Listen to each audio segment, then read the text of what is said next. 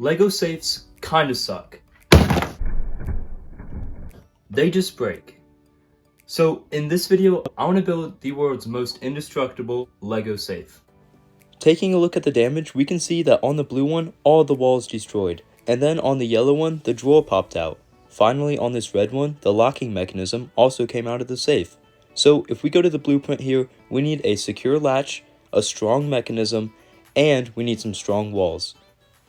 To make a secure door, we're going to start with some Technic lift arms. By using Technic lift arms for our door, it's pretty strong, and we can have Technic hinge here, and then we can have our sliding pins over here to lock the door. And when we build that with actual Lego, the door is locked until we slide those pins over, and then we can open it. We can also use these to lock in our pins, so if we attach these lift arms with the pins, and then put these on top, now you can't remove those pins. The yellow safe used a combination lock to then unlock the drawer.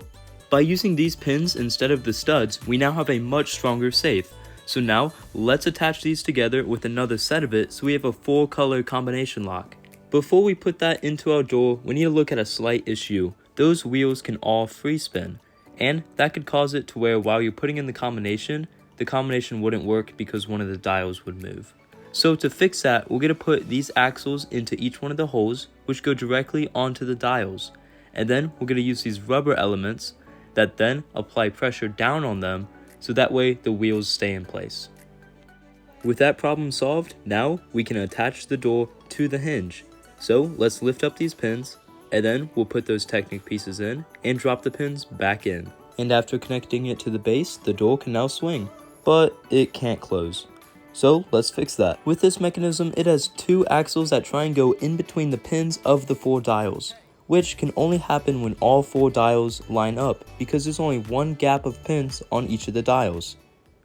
In this setup, we have a gear and a gear rack. So right now the safe would be locked because that plate would be behind a wall. But when we rotate that gear, it pulls it out of the way, so then the door would be open. If we use that gear rack over here where we attach it with some gears to that axle, then once we spin that axle, it would move it out of the way. And after implementing that, right now the safe is locked because that plate is in the way of that wall. But once we do the combination correctly and spin that, it moves that plate over so now the door can open. And then once we put it back, we can then scramble the combination and it gets pushed back behind that wall, thus locking it. With those hinges and latch, step 1 is complete. To make this mechanism strong and actually work, we need to attach all these gears to then route the combination to the center so that way the owner can use the safe.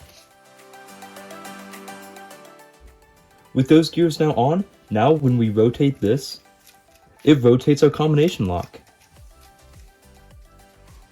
Now we need to connect this gear to an actual handle that would be able to unlock the safe. We can't have it be directly connected, or else you may be able to just brute force spin this gear a little extra for this to get out the way. So instead, we're going to use something that if it's not locked, you can still lift the handle all the way, but it doesn't actually spin the gear. With this mechanism, we can see that we can pull the handle all the way up, and it tries to unlock the safe, but if it's locked, it still just holds there. But if we do the combination to where it would unlock the safe, now we can see that if we pull it all the way up, it goes all the way and keeps the safe unlocked until you would close the door and it would move this piece back to the top. Now let's build the rest of the door and support this mechanism. With the addition of all these gears, now we can see that when the combination is wrong, it pulls on that rubber band, and those don't insert all the way, and these pieces wouldn't move out of the way far enough. But if we make the combination the proper one, then we can lift this up, and those go back twice as far because now we have a better gear ratio on there to make these move further. With that mechanism now done, it's time for the safe door, and we're going to use Technic panels so that way we can pin them in from the door and not just use plates that could be taken off. And finally, after attaching the dial, we're ready to test it. With these colors now on the dial, When we spin this, it spins our combination lock back here. Right now, our handle doesn't do much. It doesn't move the lock out of the way. But if we do the correct combination of yellow and then blue, so we're going to pass it once, then blue, and then we're going to go to purple, pass it once, purple, and then straight to red. Then we can lift the handle, and the handle stays up because it unlocked. Then if you were to close the door, it would push these pieces back, like that. And again, we can see that we lift the handle and it'll unlock.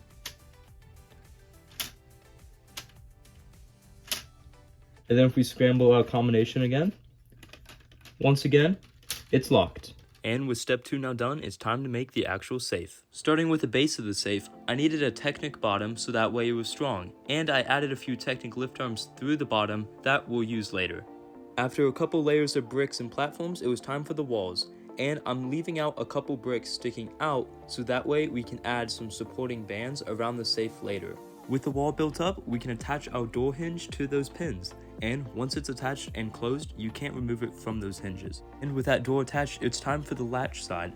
So that one is much easier. We can just build up some walls so that way those two pieces are stuck behind them until the safe is unlocked, then they move out of the way and the door can freely open.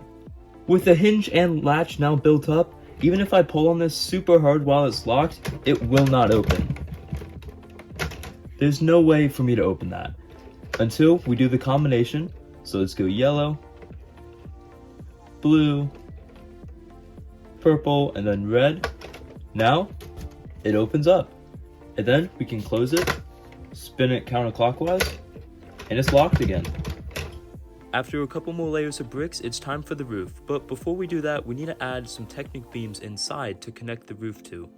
And I couldn't just use plates for the roof, instead I built sideways, so that way we can have Technic pieces go all the way around the safe, and that way none of the walls can come up or the roof can come off. With our roof and first band now on, we can attach the second band. And to do this, we just lift them here and there, and we can see that these bands fit in between the bricks that stick out. And we obviously can't take those bricks off, but what they do is prevent us from being able to take these apart.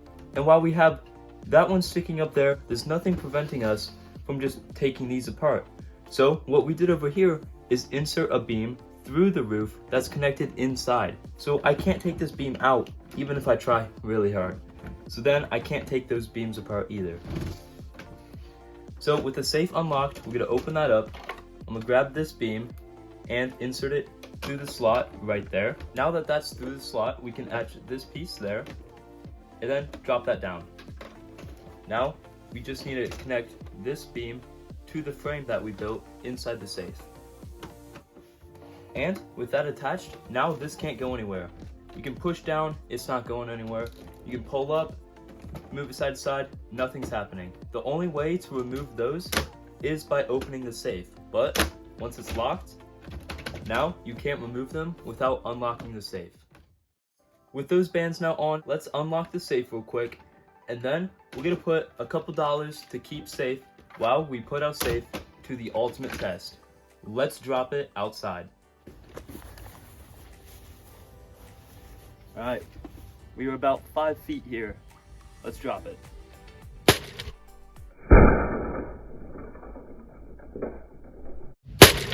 It broke. So it didn't work, and as we can see here, the door frame completely got destroyed. And if we turn it around to the bottom, that's when the main damage is.